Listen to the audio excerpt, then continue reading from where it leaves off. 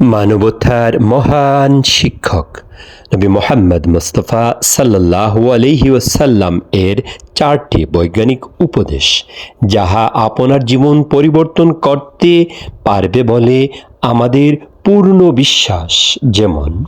যেমন হজরত আবু উমামা আল বাহিলি রাদিয়াল্লাহু তাআলা আনহু বলেন, একদা রাসূল করিম সাল্লাল্লাহু আলাইহি ওয়াসাল্লাম তার বক্তব্য দানকালে বলেছেন, যে ব্যক্তি শুধুমাত্র আল্লাহর জন্য কাউকে ভালোবাসলো এবং আল্লাহর জন্য কারো প্রতি শত্রুতা পোষণ করল এবং আল্লাহর জন্য কাউকে কিছু দান করলো এবং আল্লাহর জন্য কাউকে কিছু দান করা থেকে বিরত থাকলো, সে নিশ্চিতই তার ঈমানকে পূর্ণতার পর্যায়ে পৌঁছিয়েছে।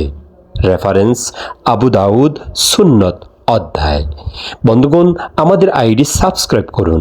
আমরা সত্যের পক্ষে কথা বলছি।